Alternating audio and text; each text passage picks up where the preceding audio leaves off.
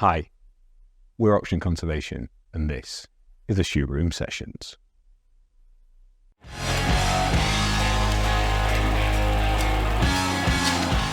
Hiya, welcome to the Shoot Room on tour, an estate you sold us, which is very exciting. Can you tell people who you are and what you do? Okay, I'm called Evelyn Channing, commonly referred to as Ev to my friends, and I am a rural land agent. I'm a director with Savills, based in Edinburgh and covering the whole of Scotland, farms and estates. Nice.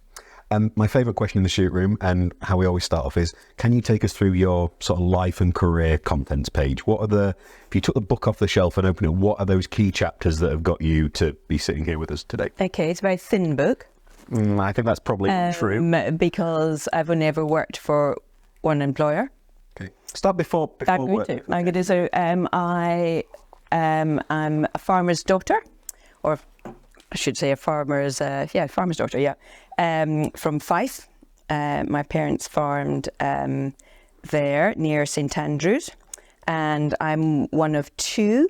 And I had an idyllic childhood, I think, growing up on a farm. Felt extremely privileged to have had that period in the 70s. I suppose I was a... Did it feel special at the time, or is that a retrospective? No, it felt pretty special at the time, yeah. Actually. And I think what I notice now, in comparison, is back in the 70s, there were lots of employees on the farm. You know, there was a cattleman, there was a tractorman, there was a grieve, headman, whatever. And, you know, they had kids, so it was a gang of us on the farm. And we were just, you know, rode bikes all day long. All I can remember is long summer hours. I don't remember the winter at all. Out, you know, playing on straw bales, jumping into silage pits, lots of things you can't do now or shouldn't do. And now there are very, very few farms who have employees. Employees probably live in town because they want to own their own houses. So there's just not that volume of folk. And we had a club on the farm, everybody, which my sister was captain of the club. And we held fashion shows with clothes made out of plastic fertiliser bags.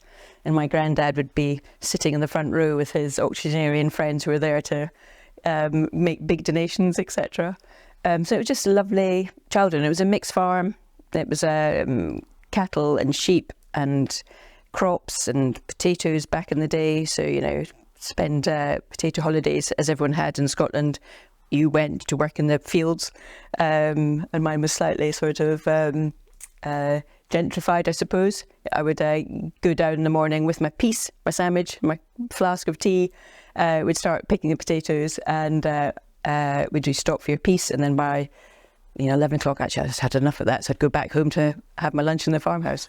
But it's all good fun, and we worked quite hard. The way you sort of reflect on the sort of 70s period of that is a narrative I've heard all the time. We've been meeting people on different estates and things, that was when agriculture and farming as a way of life was at its best for everyone. So that's a consistent narrative I've heard. Mm-hmm. Yeah, no, just being outdoors, I think, and being with nature, and but that's still my happy place. Even if I live in the middle of Edinburgh now, but at weekends, if I want to, just feel good, just potter away in the garden. And I'm not a gardener by any means, but just... Well, the first thing you asked us is, what did you see on the hill today? Yeah, when you came in. I just always, that's my happy place. Okay, so take us from the farm. I went to boarding school, but the boarding school was only 12 miles away. But school day was from 8:30 to 6:30, I think. And my dad liked to have his tea on the table at 5. So going to a school like that was no good. You can board. And I loved that because I just knew home was along the road. And I was at school with all-girls school with girls from all around the world. And again, that was such a massive privilege. And I suppose I noticed that because I'd been to the local primary school, which again I love, but it was composite classes. It was a school of 60 probably. And, reading, writing and arithmetics. And I did my 1978 project on Argentina World Cup. That's about the extent of it. And so I went to this school where, all these subjects I'd never been exposed to, and sport. There was a pause before you said boarding school. How do you feel about the fact that you went into that sort of educational system? again, hugely privileged. I think with my parents were really hard-working farmers. You had to, we all worked hard. We weren't allowed to sit in front of the telly. You were out of doors. I had ponies, so it kept me out of doors. But in the summer holidays, we always had a job. And I did 6 or 7 years, a pick your own farm outside Cooper. And it went from a caravan to now massive purpose-built farm shop. We were supplying fruit then to M&S, but that was sort of breaking ground at that stage. And now they run a really big commercial outfit. So that evolved massively in the time that I was there as well. Did you recognise at the time there was that link between your parents working really hard and you getting to have that education? Yes, because I think education was very much pushed to the forefront. And, if you asked for something, I don't know, could I have £5 to buy X? You had to really work for it and qualify it. If you asked to buy a book, the rule was you could always have a book. Books were, anything to do with education was okay. It's one of my favourite things about this business, right? So I think our head of operations, Dave, used to work in a separate business, and he once asked for a particular reference book, and they asked him to put a business case together for a book, which if you run a business out there and someone who works with you asks for a book, give them the book. They want to learn and get better. You'll send them on £1,000 trading cost to a crappy hotel in the middle of a city, but we don't let people buy books and read in their own time. Yeah. So I adore that. In business and at home, yes, give people more books. Yeah. Definitely. It's a funny thing because now I'm sort of craving to read more, partly because I'm probably losing my mind, but there's a guilt about sitting and reading a book. So I read a book at night time and of course I invariably fall asleep. Whereas actually you shouldn't feel guilty about reading a book because you're learning and you're absorbing information and there should be more of it. But I do have this slight indulgence because we should be outside working. And I think that's where the barrier is. But I do, I'm in a book club and I have girlfriends and they don't work, but, they indulge, they sit and read a book for 2 or 3 hours in the afternoon, and I sort of crave that. And even if I try and make the time to do that, I don't think, oh yeah, could get the washing on, oh I've got that pile of ironing to do, or whatever it is. So I still have that slight hang up so about it. So you're going to get regular messages from me now going, what are you reading? What are you reading? Absolutely. Yeah. Absolutely. Okay. But it's, so you took us to sport, and school was where that really... I was always keen on sport, my little school, and we competed at the primary school for the Bell Cup, Bell being my maiden name. My parents designated this little cup, and we had, the yellow team, red team, green team and blue team, and that was a sort of summer term competing for that. And then my dad was very sporty, and I went off to St Leonard's and hockey, lacrosse, tennis, athletics. I just thought it was in heaven. And I absolutely love team sport. Why? I suppose the pressure is not on just on you, but assisting, being part of something, and everyone being good at something. I just love that. And when I now try and lead the team agency-wise for Savills, if I ever get stuck and I have a problem or I worry about something, I think I sort of try and put it back to what would I do if this was on the sports field? How would I address that? I know that feeling well, yep. I think sport is a massive leveler and stuff. Did the leadership bit come early as well? Did you find yourself leading the sports teams at an early age?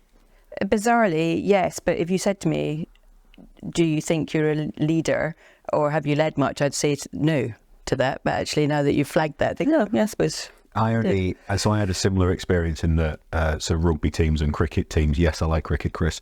Rugby teams and cricket teams when I was younger, I'd find myself, I had no idea why. And then when my first year playing American football for Great Britain, first year players, rookies, they made me captain in my rookie year. And I was like, well, I didn't even know this was a thing. And I remember asking the coach years afterwards, and his answer was, you just outworked everybody. And if you were working that hard, no one else could say. And that was the point. I think with leadership and things like that, people often see it in you before you do. And I definitely had that with sports coaches, that when that's the connection for me between the just outwork everything else and good things will come. It's interesting. It's a bit like you talking about farming. Maybe 70s was sort of really enjoyable, lovely period.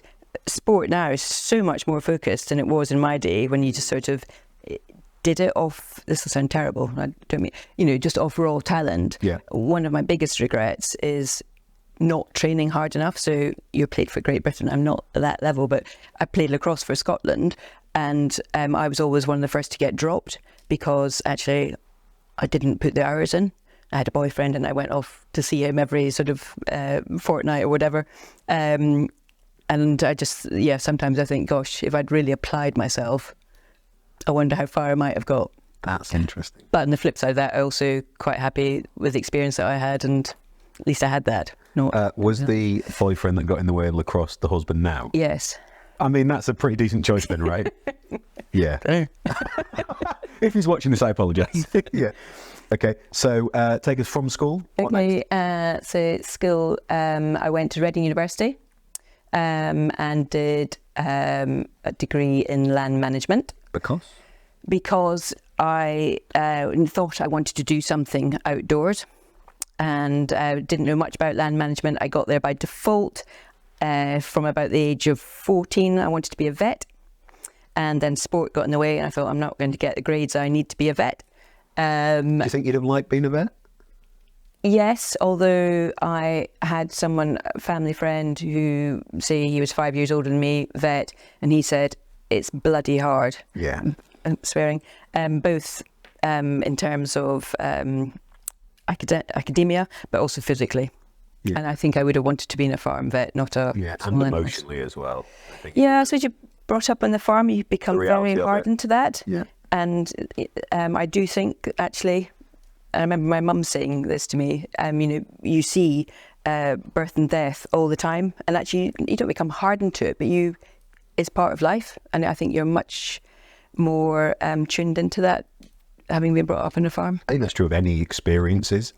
If you spend more time experiencing something, observing something, an element of normality comes, whatever it is. Yeah. So experience is so valuable. Yeah. How did you find Reading? Reading, okay. Lots of concrete. Lots of concrete. So very alien to me. So the induction day or whatever, I went down the day before everybody else because I was deemed an international student coming from Scotland. And of course, the campus was full of international students. My mother was like, shall I leave you here? I said, yes, please just go. You used to have to stand in the queue to get your grant money. That's how long ago it was. Oh, no, I did it too. I mean, it wasn't a grant though, mine was a loan, but yeah. International, whatever. Yeah. It was great during the week, and then at the weekends, so many people were from the southeast, they disappeared unless you played sport, and there was a sort of cohort of us who were there, so that sort of saved me there. But contrast that to my sister who'd gone to Aberdeen, and in those days, Aberdeen was well up the country, still is obviously, but no mobile phones, people didn't have cars, they were there all term, and I used to go and stay with her occasionally, and it was like party central. And when I went to Reading, I just think I didn't just have that cohesiveness that Aberdeen had had. So some people reflect on their time at uni and very much viewed it as a business trip. They were there to get it done and get out there.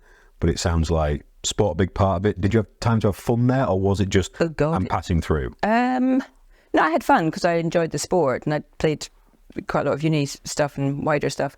But actually, bizarrely, my mother said, go to university, do as much work as you have to do to get through. Enjoy it. Don't. But I mean, I'm not massively academic. I was never going to stick my nose in a book endlessly. I mean, I went to lectures. I went to the library when I had to, but I wasn't in there religiously. Yeah. I was in there when I had to be. Okay. So it came out of Reading. And then so land management course, 120 people. And in your last year, you chose valuation, development or rural. And out of 120, 12 did rural. So everybody was obviously focused on money and getting a job, very London-centric. And I suppose in those days, Reading on the M4 was booming. Yeah. And there was a lot going on there. So it was a great place to be in terms of action. came out of Reading, got offered a job in Harrogate, or to go to Blenheim, or to go to Savills in Brecon, which is halfway between Dundee and Aberdeen. And have you ever been to Harrogate? yes, It's very lovely. it's lovely. Yeah. I went for the interview. Yeah. And Shout out to Tom Backhouse, who lives there. ended up selecting Brecon on the basis that I thought they would be the people to get me through the next bit, which was 18 months of practical, and then you sit your APC. Were you excited to start a career in working world, or were you like, actually, I'd rather just stay at uni? No. I think I was ready to start. And I think I suggested that I must have toyed with the idea of, or suggesting I might have a gap year. And my mother said, absolutely not. You've had 3 of those. You might never come back. So just go to get this job, get your APC, and then have a gap year. And of course... I mean, that's very true parental advice, isn't it? Knowing that would never happen, but just keep you in the process. But interesting with my own kids now, I'm like, I have a gap year. Why? Because I think once you get into that work, I think it's very difficult to take a break like that. So you've gone up to Brecon. So I went to Brecon, and so Brecon in those days was that was Savills' first office in Scotland. They'd been there, they took over a business or amalgamated somebody in 1977. And the chap whose business they took over, he was called J.T. Sutherland. And he was a really learned man. And there was a real hub. There's about 35 people in Brecon. And in those days, it was management. I always think that's where the sort of Highland line is a little bit, where the traditional estates start. But actually, in Brecon, we had a mix of this fantastic arable ground, Montrose Basin coming in, and the likes of the Prudential held farms in those days, Boots Pension Fund, Abbey Life, and British Rail, as well as traditional estates of Fetcher Cairn we looked after. I was helping on a farm, an estate up in Aberdeenshire called Auchmaccoy. So it was a real mix. A farm from an estate? A farm is farming. Okay. And an estate to me is a collection of assets. So maybe it might be a big house, and there might be farms, and there might be let farms, and there might be a shoot, and there might be residential portfolio. The variety and the complexity that defines it, not the size. Not necessarily the size, but I suppose most estates, if they're employing someone to help them manage it, by default is of a certain size, probably. It's fascinating. Okay, sorry. Just getting a coaching session while we're doing this as well. Right. Picking up Well, amazed if I can tell you anything. So, and Brecon was a great fun to be. And interestingly, and I quote this a lot, the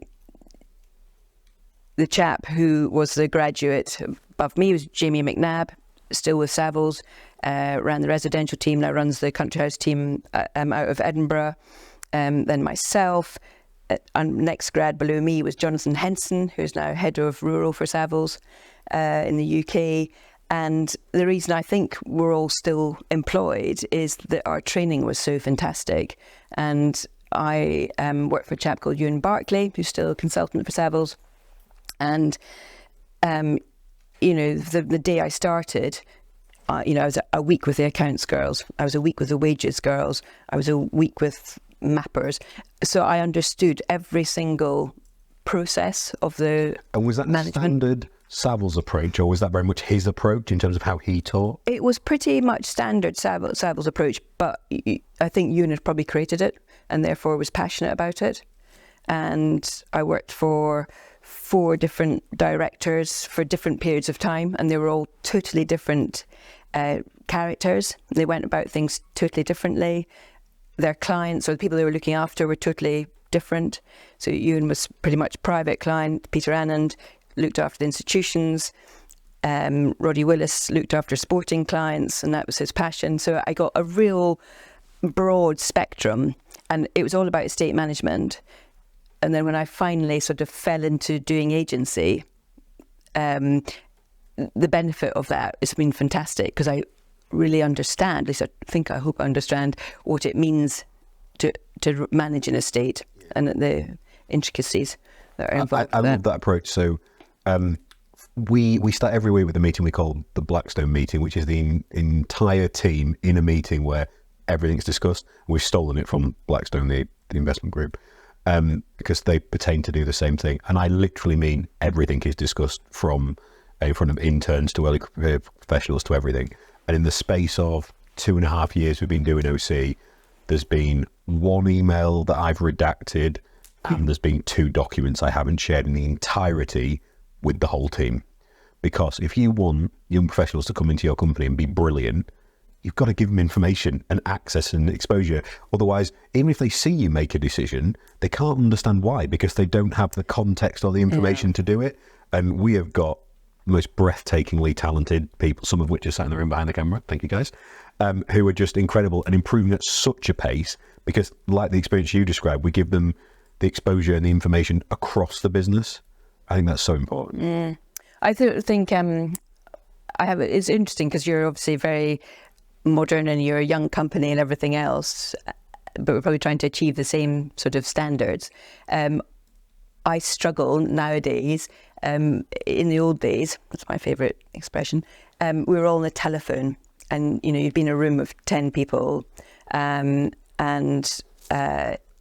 you're doing your own thing, but you invariably heard what everyone else was doing. Yes. And you'd hear your boss handling a difficult client or something, and you learn from what they say and the way they do things.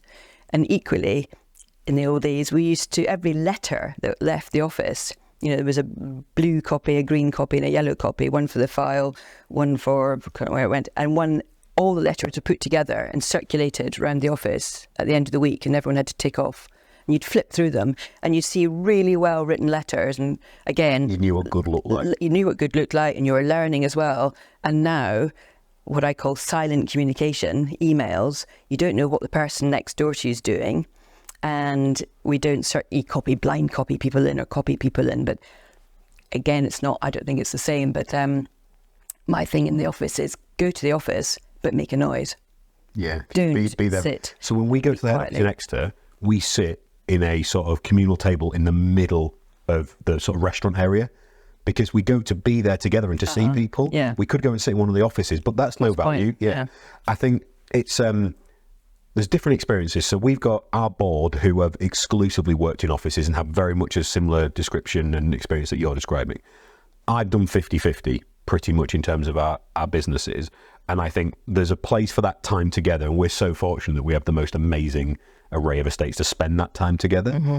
But equally, I think you can have the speed of communication. We use Teams a lot. Mm-hmm. So we tallied it at one day, and I might have 30 Teams calls in a day with the team. I might send 50 WhatsApp. I might have 20 other phone calls, etc., just within the team. But it is constant, ping, ping, ping. And if that way of working is there, you just have to be more mindful of explaining why you've done something or how you do it, more overtly purposeful in the coaching of it. And you see that with people that are graduates now coming out. The idea of an office is alien to them. It's like, well, why on earth is that necessary, or would that work? And if you add up the time you spent commuting and put that time on Teams calls instead, I still think it's a net benefit in terms of what you get out of it. What you do miss is the observation. So you would see what time people left the office. You'd see what time people were doing things. You don't now. You have to be really explicit and say, no. Albeit actually you can see, because Teams has a nice green light on if you're working away, and you will see it's X time at night, and you'll look down, it's green light's on, check in with that person. I think it has helped with flexible working in that regard as well. So you have people have different patterns. So again, Dave, head of operations, he puts his kids down 5 till 7, but he comes back on 7 till 9. Andrew, our head of people, doesn't have kids. He'll finish at 7, 8 and structure his day in different ways. So it's really interesting. When we left off, you were describing your, for want of a better phrase, apprenticeship and start with Savills, where you learned the breadth of everything, and clearly the superstar team that came through that sort of graduate cohort around that period. Take us through the next steps of the career as you progressed. Okay, so I was in Brecon for 7 years, I think, which at the time was, still is, the longest young person periods that they'd lasted. But I think it worked because my husband was in London at the time, and he would come up once a month, or and I would go down once a month. So we'd see each other every 2 weeks. And then he eventually moved up to Scotland, to Edinburgh. Did you think about going the other way? No, never. No, never. Happy wife, happy life. And well, we had a very long courtship. And I suppose I think the lights of Edinburgh, and Edinburgh in those days was the hub of agency. And by that stage, I was doing agency in Brecon. And for people that don't know the distinction, agency, yeah. can you describe? So agency buying and selling of land. And in those days, head of agency at Savills was a chap called Guy Galbraith, who did estates, and Charles Dudgeon, who did farms, and they were both, first in their class, absolute brilliant operators. And of course, what made them good? What made them good? Guy had come, he'd been with Savills in London and was very much in that sort of top flight, and I think had, been dispatched. He's from Scotland originally, but dispatched to open up the Edinburgh office and the agency and get that going. So he was at the forefront of that. And Charlie had been to Savills Brecon, done estate management there. He'd gone to Cambridge, I think, to start doing his agency career, decided he wanted to do agency, and spell in London, and again up to Edinburgh to really start that business and grow that business. Charlie's from a farming background, and doing a really fantastic job, and was renowned for doing a fantastic job. And of course, I probably wanted to work for him. And I'd been working alongside him in Brecon, but under him, as it were. And an opportunity. It was a dead man's shoes, really. There was no space for me, but someone said they were leaving, and I was tried to get in there straight away, and managed to get into Edinburgh in 1995. And does it feel like a long time ago? No. I thought you might say to me, how long have you been at Savills for? And I was thinking about it in the car, I was thinking 35 years. 35 years, that's a bloody long time, actually. Anyway, I have had a little break in between having children, which probably saved me, but it feels like yesterday. And so working with two brilliant guys, front room, Charlotte Square, this size of room, and it was an ex-house, so the acoustics are terrible and the heating is terrible, and you either cooked in the summer because it was so hot, or you froze in the winter because it was so cold. And there was Jamie McNabb, and there was 4 of us in that front room, and we had a book with a pencil, making viewing appointments and telephone, and it was fantastic. Best learning ground ever, really. And a great contrast to sometimes be working with Guy on estates and sometimes be helping Charlie. So it was brilliant. Awesome. Mm-hmm. Keep moving through. So I worked there until I had child number 2. And in those days, my salary didn't cover childcare costs. So I decided to stay at home. And then I had another child to make use of the fact that I was at home. I may as well just keep doing that. I think it was Guy Galbraith sort of said, that's far too easy. Just, get on and have another one, challenge yourself or something. Can't remember. And then this is really where Charlie, who you might think it was quite traditional, it was really at the forefront of everything without really knowing it. He just kept a tab on me. And would phone me once a year just to say, how are you? What's happening? And phone would go down quite rapidly. And then I think when my youngest was 4 or 5, he phoned and I said, I was just thinking about you. He said, come in. So I went to see him, and he made a little role for me on looking after buyers and applicants. Term time only, 2 days a week. So it fitted in with nursery and all of that. And then I covered for a colleague who, during her honeymoon, and then she became pregnant 9 months later, and I covered for her maternity leave, and on the premise that actually if I couldn't do the job, it was only a year, it'd be fine, wouldn't be found out, and I could just go back to being doing my daily chores. And so what year would this have been? 2010, 10 or something like that, maybe. And within the industry, was flexible working of that type the norm yet? No. So when I was given this little role, 2 days a week, term time only, that wasn't what was offered. It was 2 days a week all the time. I said, just not doing it, because I had 3 kids at 3 different schools, and I just didn't want that extra chaos. And Charlie relented and said, okay, fine. So that was a start of that, but just that whole keeping in touch and just trying to, people you've trained. I didn't ever think I was going to come back to work. He did. But he did. He's told me he did. All right. So when you kindly invited me to come and speak at your event last year, so I was waxing lyrical about how amazing I think you are. And he said you're the only person he thought he would wait a decade for. Oh. And he knew that he'd find a way for you to come back, and you were that good and destined for great, great things. And that's succession planning, right? People talk about it in business, but no one really does it, not well, or certainly not in corporates that I've seen. That is amazing, and he deserves a big shout, because ahead of his time to think like that and to invest, and all it took initially was that picking up the phone and keeping in contact and making someone feel appreciated and wanted. And we talk a lot about retention of talented people a lot in business. Just care. Care is such a really Keep important tabs on start. them. Yeah, no. So I mean, I owe my career to him, really. I know I do. One, showing me what to do and being that role model, and then I suppose believing in... Well, he's very glad he did it. He was beaming when he was talking about you. So at the time, you were busy wiping the floor with everyone on the ping pong table as he was telling this story. So, yeah. Okay, so you come... Competitive edge. Yes. I'm sure you shoulder badged someone out of the way at one point who was like in the way of your shot. But so you came back to work full time in... 2012, I think, or maybe somewhere about in there. 2011. And what sort of market did you come back to? God, can't really... Because I guess that 8 to 12 period would have been, I imagine, slower and quieter as a result of the sort of financial crisis. Yes, but what happened when I was sort of out of work was renewables really got going. Right, okay. And I suppose, that's... kind of crossed over. The period that I'm not so hot on, because it doesn't happen in my time.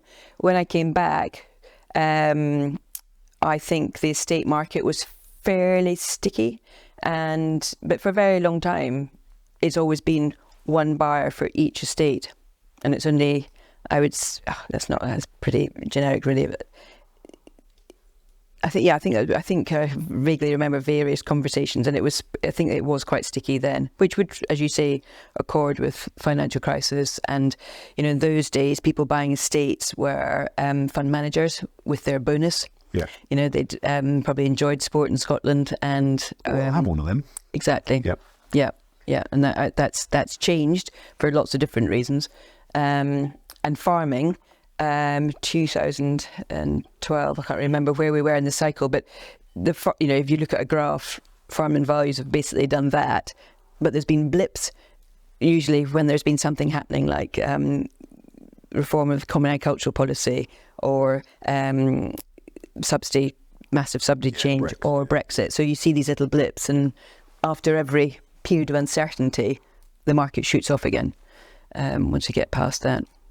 Okay. So the sort of jobs since when you returned full time, what have they looked like?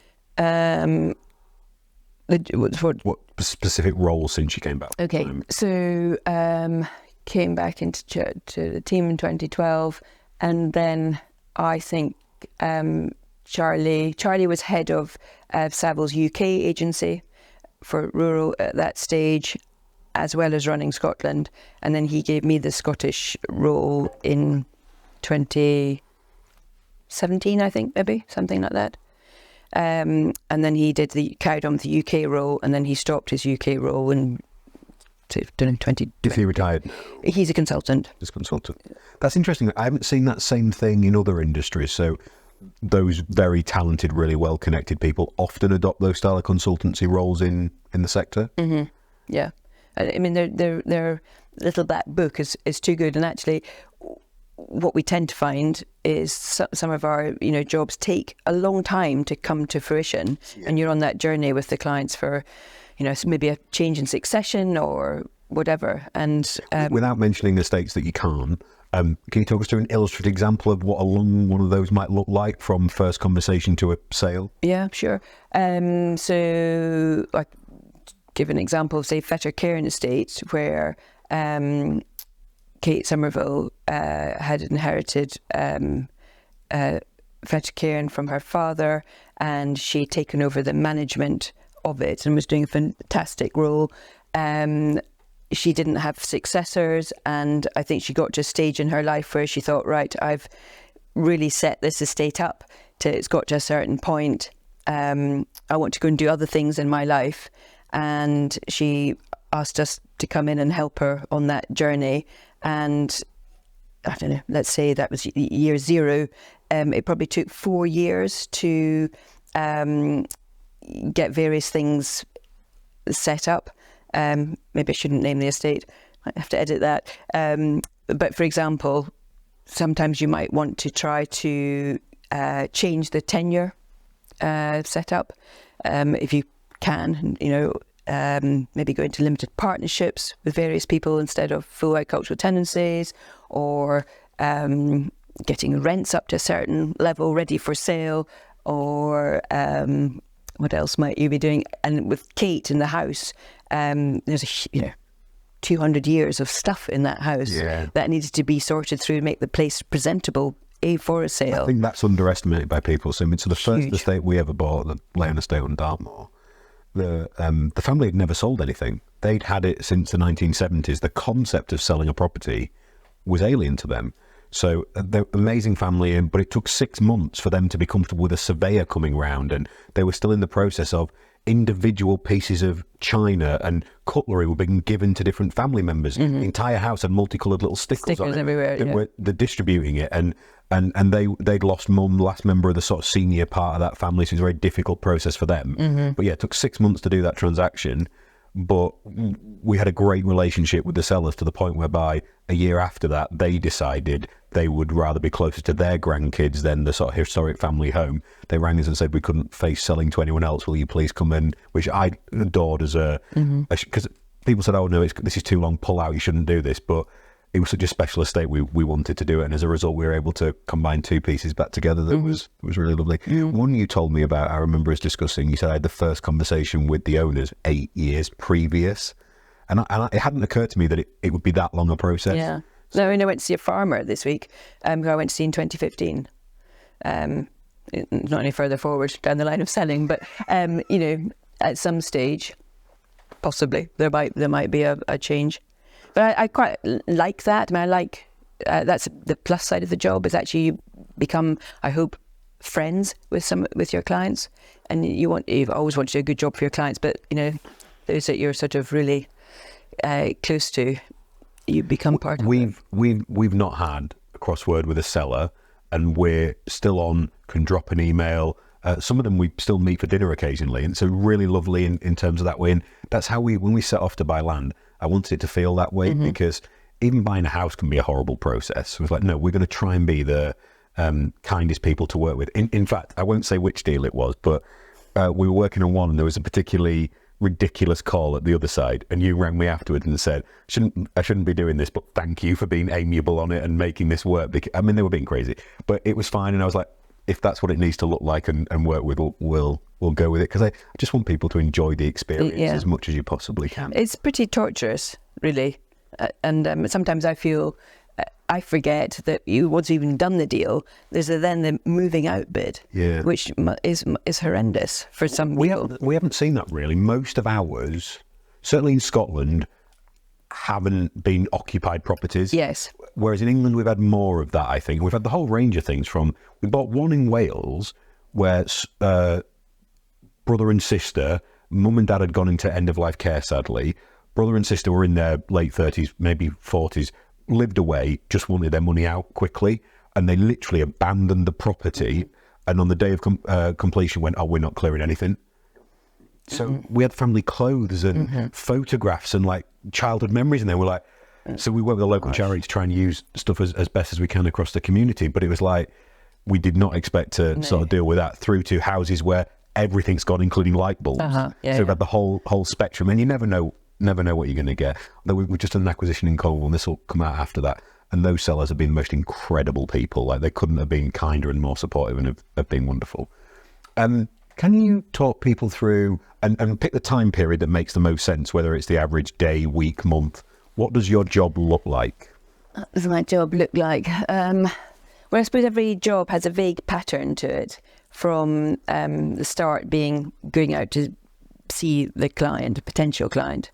And that might be a pitch. It might be us in competition with other agents, or it might be, we've invited you because we know you did X for our friends or whatever. So sometimes we're in competition, sometimes we're not. If it's a pitch, why do people choose Savills over other people? What's your point of differentiation? Oh gosh, you want the sales pitch? I'd like the official line and then what you think. What's the official line? I always think that Savills brand sometimes opens the door, but actually it's the people once you're in the door that make the difference, because it is a massive relationship thing. And to me, somebody is going to choose their agent based on trust and confidence. And if you can exhibit that, I would say you're pretty much, halfway there. And I think that's what I really noticed when I stepped back into the workplace. I was older. I had a few grey hairs. There was an element of trust. And you suddenly, I think you grow up yourself. You're always someone's daughter. And then when you come back into work, it's your parents' generation are instructing you and have faith in you because they see you have, lasted the course. But you're old enough, you've had experience, and you're young enough to have energy and get the thing done. So it's quite a nice period, I think. Did you feel fundamentally better or more confident when you returned? Yes. You did? Yeah, and all my peers, like Ross Simpson, etc., everyone had just moved up. And when I came back, I just reignited with them. I didn't have to scramble up to where I was, sort of thing. And I still say to all of my colleagues, make really good friends with your peer group, because regardless of where you go in life and change firms or take time out, come back in, you'll always have them and you'll just go up together. So it's worth making friends and it's worth keeping those friends. I said the exact same thing. So work's so much more enjoyable. I'll get asked, how on earth do you know everyone in the environment sector? And it's like, because I've done them a favour if they ask for one. I've tried to help them as we've gone through. And now if I need to get someone or ask for some information or some help, people are kind enough to do it because I've done it for them too. So I completely agree. Yeah. Okay. So what's my average day? So, a pitch hopefully leads to an instruction leads to getting an estate ready for sale, like Invergelde. And that's about collating the information that A, you need to know, B, you need to know as a prospective purchaser. Then you get round to organising the photography and the floor plans and putting the brochure together, which is quite good fun. Where you say this is not the time to market a property, like it's not going to look good. Hugely. And I think whilst we've thought we could maybe get away from that, I think Scotland still looks at its best from mid-May, when the leaves start coming on the trees, to end of October. Yes, you could sell property in those other months, but you're gambling. But you might say you're gambling now in the UK climate anyway. But if you step out of the car and it's a force 8 gale, you get some grit blown in your face and you've never been to Scotland before, you probably get back in the car and leave. So there is definitely, in my opinion, a window when Scotland looks phenomenal, and I actually don't think anywhere looks better. And you get Scotland on the right day, I don't think you can beat it worldwide. It's the favourite footage we've got of any. I mean, this place is our favourite. Shouldn't tell. Sorry, Charles, Monaco, but we do love this place. Yeah. So yeah, I think there still is a seasonal window. Yeah, no, that makes sense. We've observed that as well. There's probably less of it nowadays than there used to be, because we have, people have access, websites and everything else. Back in the old days, it was, phoning up, get a set of particulars or sent in the post, etc. The whole thing was... Well, the imagery makes such a difference. Just get people there. Huge, exactly. And, if you look at a brochure now where you've been pushed to go get it on early, you can be stuck with that brochure for 6 months, think, God, I wish we'd waited. That arrival on the market, how important is that initial window of when it's presented? For farmers, it's important in terms of timing and what else is going on in a farm. So don't launch a farm in the middle of harvest, because everyone's just too busy. Estate market, it's difficult because the people that are looking at an estate, a lot of them are very busy generating the money that's going to buy an estate, and business comes first. There are other people who might have a longer lead-in window, who need to get through boards, who need to consult with other people. So it's very difficult to be sort of definitive about. So it's not the situation where you launch it and you need to make a splash with that first 4 weeks or something. You'd be comfortable that when it comes onto the market, you're thinking this could be a longer...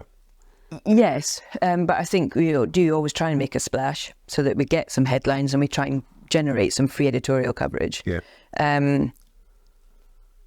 Advertising used to be really important. It's less so now because of Instagram, because of the way we handle the press and everything else. And I suppose one of the things I'm really lucky, fortunate, is that there's a lot of the properties that we are asked to sell are fantastic properties, so it's not difficult to get press coverage. But actually, again, you have to put quite a lot of work into it, keep the journalists sweet, help them when they ask for help, when they might be going off piece doing something different.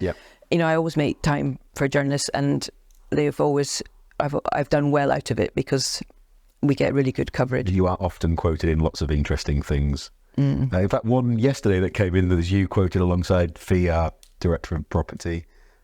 Mansion House Global. Yeah, that was a nice piece. So, sorry, back to the rest of your day. So, back to the rest of your day. So, let's say we've launched a property, or it might be organising the advertising campaign, and then you're dealing with inquiries. And some people, there might be people that you've already interacted with. They might be completely fresh, never heard of them before, and they've never heard of you and never been to Scotland before. And ultimately, what we want to try and do is generate as much competition as we possibly can, because the Scottish system works that way. And hopefully you might get to a closing date where you ask people to submit their best bids. And that's the sort of ultimate for a seller, because if effectively you're blind bidding, you're testing the market. Somebody might just pay you a really special price or premium to get it. How often a year do you get one of those that you're like, wow, I did not expect to nail it that well? Maybe one a year, but historically, I think that maybe there used to be more premiums kicking about. Maybe people have become more educated. All these people doing a huge amount of data work before they arrive. What do they think they're doing? Exactly. Sorry about that. But yeah, no, it's always fantastic to get a really great premium. I bet. I'm really keen to get your views on, and we hear it a lot, but what's your perspective on how sort of the land market in Scotland's changed over the last couple of years? Extraordinarily, really. The biggest change you've seen?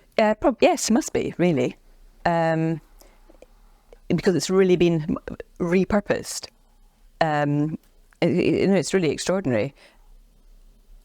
I think, that sporting estate market, that fund manager was not as evident as he was. I think maybe bonuses haven't been as large. Maybe people thought, why the hell do I want to own an estate? And all the complexities that come with that, when I could just rent sport. I could rent sport the same place every year, and to all intents and purposes it would feel like it was mine. So actually, why don't I want to own it? Actually, no, we don't want to buy an estate in Scotland. We want to buy a villa in Portugal, or go to Bahamas every year or whatever. So the world has become a much smaller place from that point of view. So I think that person was definitely on the wane. They are still there occasionally, but nothing, I don't think, like the volume that there used to be. So to have this new style of buyer with different motives, it's transformational. And we used to sort of joke that we were valuing rock and fresh air, which of course was related to the sporting bag, but it was rock and fresh air. And now there is a value attached to some of that rock and fresh air, and it has transformed the market. Whether or not that market is going to be long term and sustained, I don't know. What do you think happens over the next 2, 3, 5 years? I think the next 2, 3, 5 years, pretty much where we're at.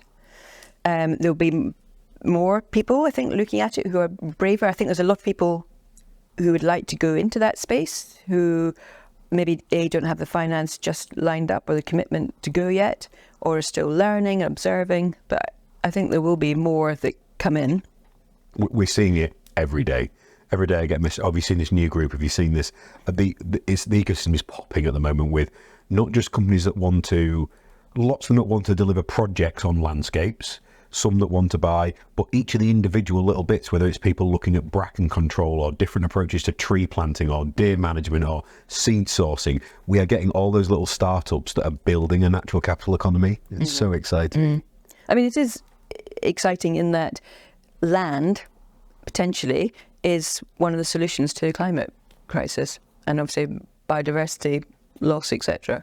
So it's only natural that it's going to have a role to play. Yeah, we hope so. Where it is long term, I don't know. Whenever anyone says about house prices or land prices, oh, it can't go up forever, and you look back and go, but it has. It has, and it continues to. And I think my parents' first house they bought was £1,000. They sold it for £4,000, and everyone was like, "That's insane! How is it possible to do that?" And it's £250,000 now in a not particularly nice part of northeast England.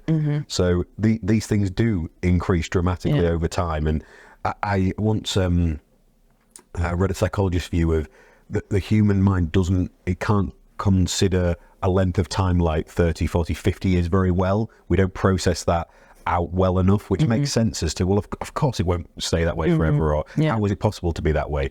Because you don't see those changes year on year on year on year. It sort of compounds and grows. I've probably been asked 3 times this week, it's only Tuesday, what do I think is going to happen to land price? Is it going to come back? And actually, no, I don't think it's going to come back, because there are so many people chasing land. Who are the most challenging style of seller to work with? One that seems to know more about the land market than you do. Do you get that a lot? No, to be honest, most people listen to us. And likewise, we listen to them, number one rule. But yes, there's people, you can give advice and then they'll say something completely different and think, well, where's that coming from? Have you got a better insight into the market than we do? So that the people we mentioned in Wales, the daughter of the family went, well, my townhouse in Wimbledon is worth this much, so this farm should be worth 10 times that. Yeah. And the agent was like, no, this is rural coastal Wales. It doesn't work that way. Well, it should. Appreciate your perspective. But it doesn't. It doesn't work that way. I will say, so we came and did a 45-minute piece with you guys and then took probably the same amount of time again in Q&A, and your entire group of agents were so kind and receptive and genuinely asked tons of questions to try and understand this new type of buyer, which I wasn't expecting that at all. So huge shout out to Savills in the way they did that. You invited us in to try and learn everything you could from us in a really open way, which was incredibly kind. So I actually enjoyed that way more than I thought I would. So thank you for inviting me into that. Good. So that's about the really challenging sellers. Give us a couple, without mentioning names, any total out there sort of requirements, challenges, quirky bits that it was like, oh, it's got to look like this or that, or you just thought, there's no way I can make that work? Golly, that's quite a difficult one. I might have to think about that and come back to it. Don't think but sort of picking up on what you just asked about challenging clients. I mean, what we really want our clients to do is to trust us and to tell us everything, because sometimes they withhold something and it comes out 6 months later. I think, well, if you told us that at the beginning, we wouldn't have gone down this route. We would have done X, Y, or Z. So it is massive teamwork. And I always say that to clients, the best results will come from teamwork. Everyone has a role to play. It's not just the agents. Everyone has something to do. If I ever told you this story. So when we went and visited the awesome people at the Buccleuch estate to buy B&H, they put on a lovely sort of buffet for everyone. And me and Dan jumped up and cleared the table afterwards. And when I got a phone call from Benny Higgins, the executive chairman there, to talk about the acquisition, he said, can I just ask, did you clear the table when you came? And I was like, oh God, what did I do? Like, did I? And I was like, yeah. And he's like, my staff loved that you did that. So it's that teamwork thing that, and that every part of that process made an impression. It was, it's funny, you never realise which part of it is going to help make a connection with a seller or anything like that. Yeah. One of my favourite experiences was a site you kindly let us go see in a state that when we opened one of the doors upstairs, there was an entire Nerf gun armory. So both walls had like the kids' soft toy Nerf gun. Oh yes, I know that one. All floor to ceiling, which I've now replicated at home this Christmas, being inspired by that. So my wife, who won't listen to this, but we'll show her this tale, she'll be cursing you as giving me the inspiration as to why the kids have a Nerf gun armory now. One thing we found challenging, and I wonder if you've had to counsel sellers about this, is the unrealistic expectations on time. So I need this done in a month, and they have nothing ready. And yes, yeah. So I mean, again, and we probably lose jobs as a result of this. We're massive on the pre-sale preparation. Get everything ready so that if you get somebody who comes along and says, yes, I'm ready to buy and I want to buy, we can deliver. We don't have to go scurrying off to get something that's going to take weeks. So that goes back to that, how long does it take to run in? You know, do you need to go and get retrospective planning permission or whatever? So yes, I hear what you're saying, but equally, reference Invaluable, we said, let's get a missive concluded within 4 weeks, and we did it. So yes, we did. It can be done. And I think there's a lot to be said for that. If you said what's 2023 seemed to me to be a year of very prolonged missives. Really? Across the board? Across the board, yeah. So we were really fortunate. So Invaluable was fast. Shout out to Ross Simpson. Well, incredible. Exactly. And, it needs everybody again to have that come together. Let's work as a team. Let's get it done. Let's not be antagonistic. Let's try and resolve where there are issues or who's going to go and do that, who's going to do that. It was great. And that was, it was brilliantly run, that whole thing. The B&H acquisition as well wasn't quite as quick as it didn't need to be, but it was seamless in terms of, it's probably the easiest, because their team was so on it, ready, prepared, professional. It was brilliant. So such a really well-run team across there, which was great. Some of our more challenging ones were south of the border in England. We had an amazing estate that we bought. I love the seller to bits. But he wanted it done in 10 minutes and decided to appoint his tax accountants to do the selling, and they'd never sold anything before. And they were like, we don't know what we're doing. We need to go faster. Yeah, you can't. And he also didn't mention that there were 17 titles, not one, which was an interesting surprise. But, back in the old days, you get an offer and it would be 5 pages, and now it's probably 50 pages. Yeah. So the whole thing's just become much clunkier. And, the lawyers listening to this or whoever you interview would just say, you're talking rubbish, but, I think pick your lawyers as well. We were really fortunate. But also I think we need to get to the stage now with clients and lawyers to say, okay, do you want the gold-plated service? Do you want the speedy, let's get it done service, and you might be exposed to X, Y, and Z? Or do you, If you want gold, are you prepared to pay for it? Yes, absolutely. Fast is okay if you're prepared to pay. But people want fast and cheap, which doesn't often work well together. No. So the final one I want to pick up your views on. So by the time this comes out, I will have written a particularly challenging piece on what I've described as the death of the Red Book, because I don't think Red Book valuations are anywhere near fit for the current view and valuation process we have of land. What are your thoughts on how Red Book approaches and what has been the mainstay for your industry for so long compares to the natural capital economy? How do those two things sit together? Yeah, you're asking the wrong person. Well, first of all, I don't touch Red Books because of the amount of detail that has to go into them. But I always sort of laugh and think that, the people that are preparing the Red Book, they come to us for the comparable evidence, and then they take it away and incorporate it into their Red Book. But you're right, but you're trying to monetize something that currently doesn't have money attached to it, i.e. social value or biodiversity, habitats, or etc., etc. So I think we're entering into a new phase, if indeed there is a market for all of these things, which, if we look at the number of people trying to get into that market, you'd think, yes, there must be, but I think we need to be 4 or 5 years down the line before we actually see that. My biggest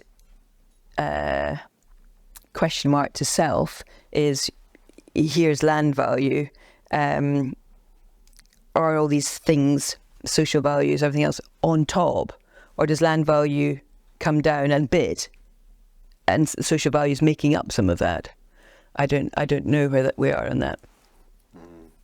My answer to that is an acre of bare hill, average price across Scotland that isn't good for commercial forestry might cost you £1,250, say.